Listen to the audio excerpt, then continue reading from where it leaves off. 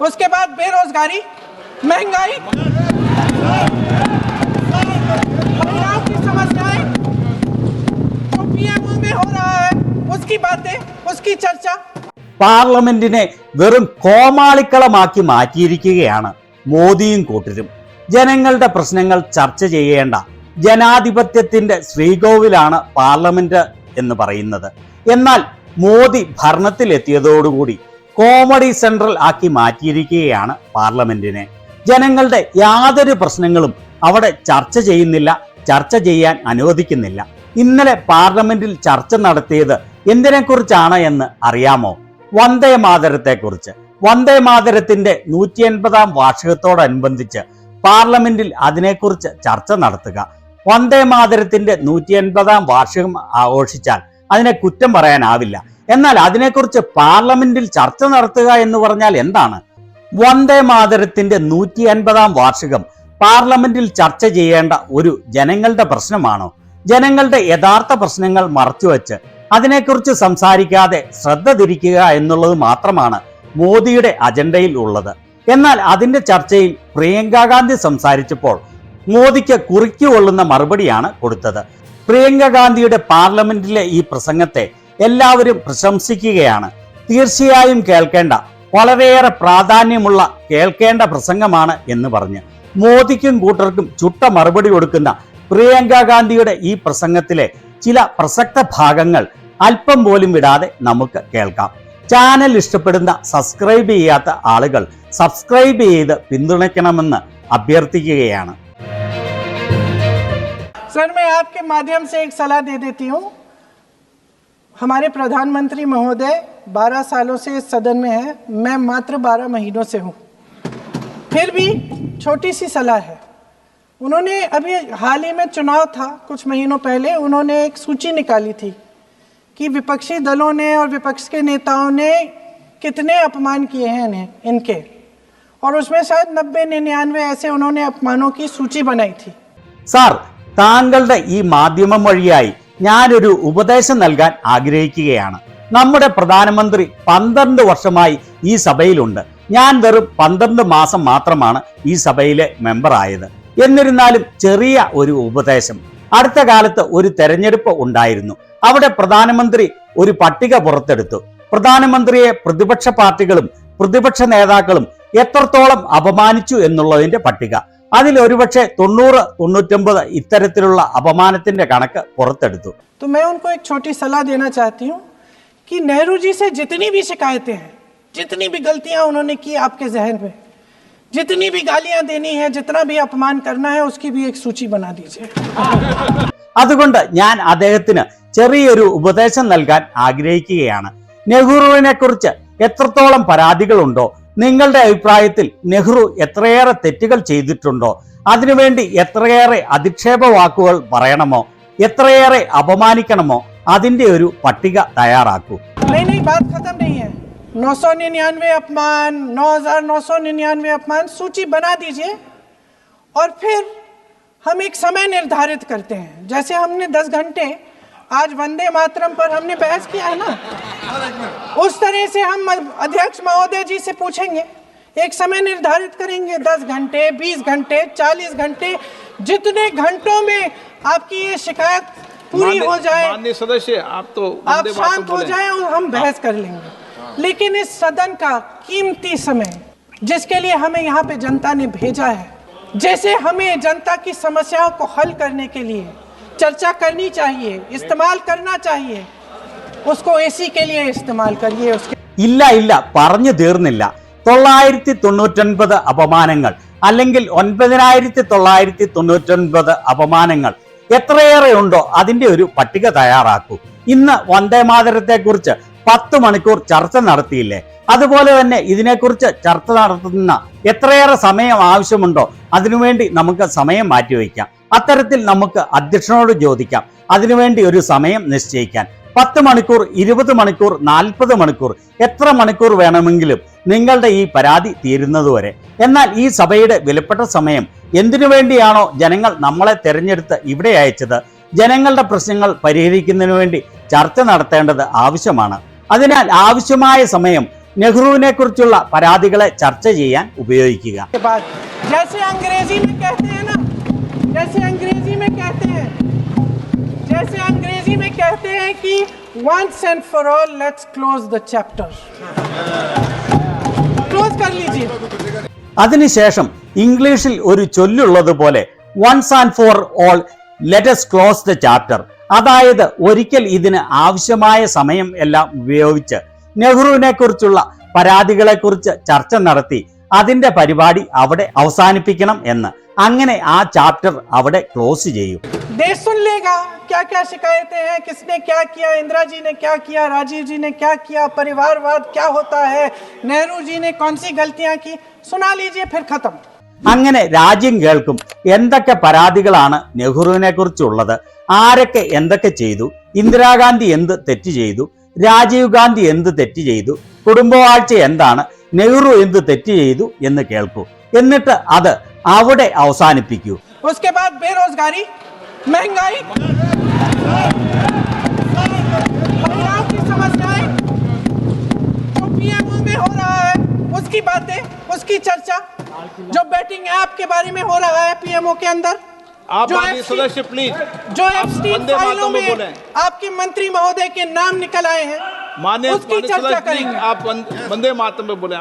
അതിനുശേഷം തൊഴിലില്ലായ്മ, വിലക്കയറ്റം, ജനങ്ങളുടെ മറ്റുള്ള പ്രശ്നങ്ങൾ, PMOയിൽ എന്താണ് നടക്കുന്നത്, അതിന്റെ കാര്യങ്ങൾ, അതിനെക്കുറിച്ചുള്ള ചർച്ച, പ്രധാനമന്ത്രിയുടെ ഓഫീസിനെ കേന്ദ്രീകരിച്ച് നടക്കുന്ന ബെറ്റിംഗ് ആപ്പിന്റെ കാര്യങ്ങൾ, എപ്സ്റ്റീൻ ഫയൽസിൽ നിങ്ങളുടെ മന്ത്രിയുടെ പേര് വന്നതിനെക്കുറിച്ച്, അതിനെക്കുറിച്ച് ചർച്ച ചെയ്യൂ. ഇവിടെ പ്രൈം മിനിസ്റ്റേഴ്സ് ഓഫീസിൽ നടക്കുന്നത് എന്ന് പ്രിയങ്ക ഗാന്ധി പറഞ്ഞത് പ്രധാനമന്ത്രിയുടെ ഓഫീസിലെ പ്രധാനമന്ത്രിയുടെ ഏറ്റവും അടുത്തയാൾ ബെറ്റിംഗ് ആപ്പിൽ പണം മുടക്കിയതിന്റെ കാര്യങ്ങൾ പുറത്തു വന്നതിനെ കുറിച്ചാണ്. പ്രധാനമന്ത്രിയുടെ ഓഫീസിൽ നടക്കുന്ന വലിയ അഴിമതിയെക്കുറിച്ചാണ്. അപ്പോൾ നാണംകെട്ട ബിർള വന്ദേ മാതരത്തെക്കുറിച്ച് മാത്രം പറയൂ എന്ന് പറഞ്ഞ് പ്രിയങ്ക ഗാന്ധിയെ തടയാൻ ശ്രമിക്കുകയാണ്.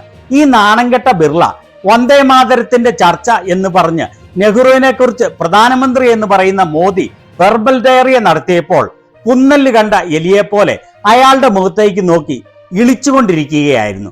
അതുപോലെ കേന്ദ്ര പെട്രോളിയം മന്ത്രിയുടെ പേര് എപ്സ്റ്റീൻ ഫയൽസിൽ വന്നതിനെയും പ്രിയങ്ക ഗാന്ധി ഇവിടെ തുറന്നു കാണിക്കുകയാണ്. തുടർച്ചയായി സ്പീക്കർ തടസ്സപ്പെടുത്തുകയാണ്. വന്ദേ മാതരത്തെ കുറിച്ച് പറയൂ, ഡൈവേർട്ട് ചെയ്യരുത് എന്ന് പറഞ്ഞ് തെളിവില്ലാത്ത ഒരു വാക്കുകളും പറയരുതെന്നും അയാൾ പറയുകയാണ്. മോദി വായിൽ നിന്ന് വിളിച്ചു പറയുന്ന വിഡ്ഢിത്തരങ്ങൾക്ക് എന്തെങ്കിലും തെളിവുണ്ടോ? എന്തെങ്കിലും കാര്യമുള്ള കാര്യമാണ്? ഇയാൾക്കൊക്കെ വോട്ട് ചെയ്ത പരമമണ്ടന്മാരെ കുറിച്ച് ഓർക്കുമ്പോൾ സഹിക്കുകയില്ല. अध्यक्ष महोदय, मैं आपकी बात मानती हूँ, लेकिन बिना तथ्य के बहुत सालों के लिए ये हम पर आरोप डाल रहे हैं. हम चुपचाप सुनते हैं, इनको भी थोड़ी सी संतुलन होनी चाहिए, सुनने की थोड़ी सी हिम्मत होनी चाहिए. ये राजनीति है, हम बोलेंगे, आप वंदे मातरम बोलें. वंदे मातरम सर. പ്രിയങ്ക ഗാന്ധി തുടർന്ന് പറയുകയാണ്, അധ്യക്ഷൻ, ഞാൻ താങ്കളുടെ വാക്കുകൾ മാനിക്കുന്നു. എന്നാൽ യാതൊരു തെളിവോ ആധാരമോ കൂടാതെ വർഷങ്ങളായി ഇവർ ഞങ്ങൾക്ക് നേരെ ആരോപണം ഉന്നയിക്കുന്നു. ഞങ്ങൾ മിണ്ടാതെ കേട്ടിരിക്കുന്നു. അതിലും അല്പം തുല്യത വേണമല്ലോ. കേൾക്കാൻ അല്പം തന്റേടം ഉണ്ടാവണം. ഇത് രാഷ്ട്രീയമാണ്. അപ്പോൾ സ്പീക്കർ വീണ്ടും പറയുകയാണ്, നിങ്ങൾ വന്ദേ മാതരം പറയൂ എന്ന്. പ്രിയങ്ക കളിയാക്കി ചിരിച്ചുകൊണ്ട് പറയുന്നു, വന്ദേ മാതരം സാർ എന്ന്. महोदय, आज की ये बहस सिर्फ ध्यान भटकाने के लिए की जा रही है, क्योंकि ये सरकार इस देश के वर्तमान की असलियत छिपाना चाहती है. आज देश का युवा कितना परेशान है, कितनी मुश्किल में है.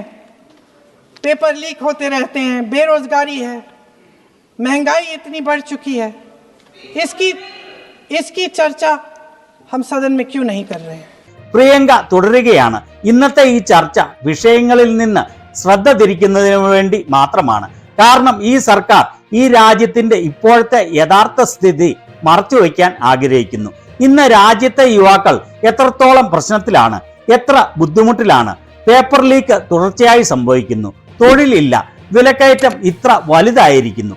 ഇതിനെക്കുറിച്ച് നമ്മൾ പാർലമെന്റിൽ എന്തുകൊണ്ടാണ് ചർച്ച നടത്താത്തത്? എത്ര ശരിയായ വാക്കുകളാണ് എന്ന് ഓർക്കണം. യഥാർത്ഥത്തിൽ ചർച്ച നടത്തേണ്ട വിഷയങ്ങൾ ഇതാണ്. അപ്പോഴാണ് വന്ദേ മാതരത്തിന്റെ 180-ാം വാർഷികത്തിൽ അതിനെക്കുറിച്ച് പാർലമെന്റിൽ ചർച്ച നടത്തി ജനങ്ങളുടെ മുഖത്ത് നോക്കി കൊഞ്ഞനം കുത്തുന്നത്? आरक्षण के साथ जो हो रहा खिलवाड़ है उसकी चर्चा हम यहाँ क्यों नहीं कर रहे हैं? महिलाओं की बात होगी, बड़े बड़े ऐलान होंगे, मगर उनकी परिस्थितियों को सुधारने के लिए कोई ठोस कदम यहाँ क्यों नहीं उठाया जा रहा है? इन्हीं दरवाजों के बाहर खड़े होकर पत्रकार तरह थे।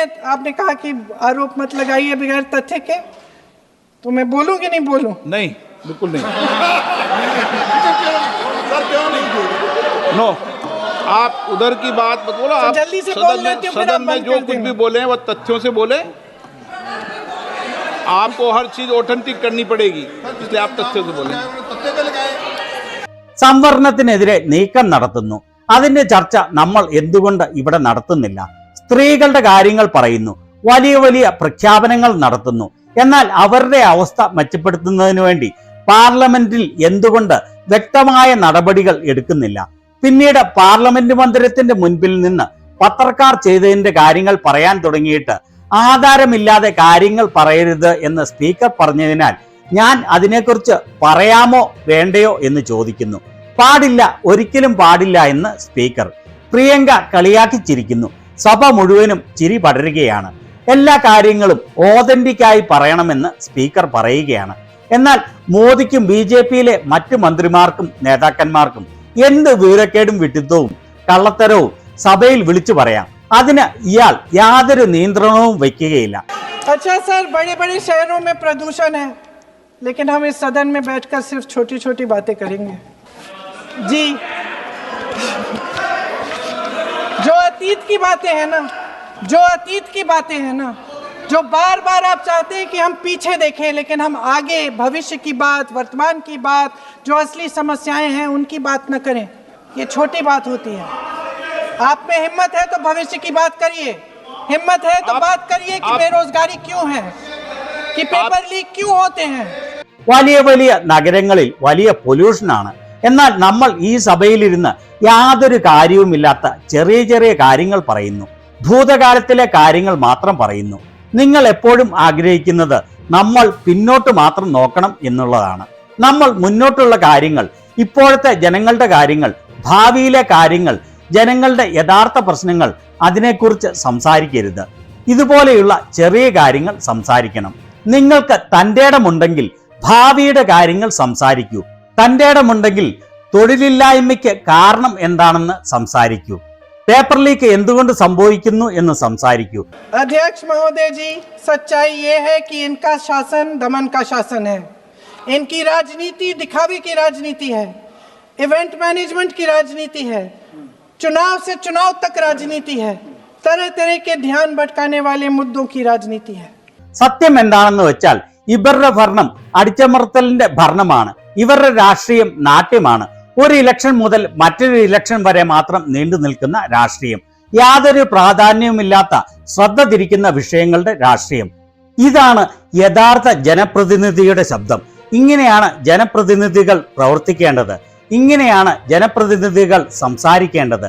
എന്നാൽ ജനങ്ങളുടെ പ്രശ്നങ്ങൾ ചർച്ച ചെയ്യേണ്ട സമയത്ത് ഇത്തരം നാണംകെട്ട നാടകങ്ങളുമായി വരുന്ന മോദിയെയും കൂട്ടരെയും കുറിച്ചും അവർക്ക് കുറിക്കുകൊള്ളുന്ന കൃത്യമായ മറുപടി കൊടുത്ത പ്രിയങ്ക ഗാന്ധിയുടെ പ്രസംഗത്തെക്കുറിച്ചും നിങ്ങളുടെ അഭിപ്രായം എന്താണ്?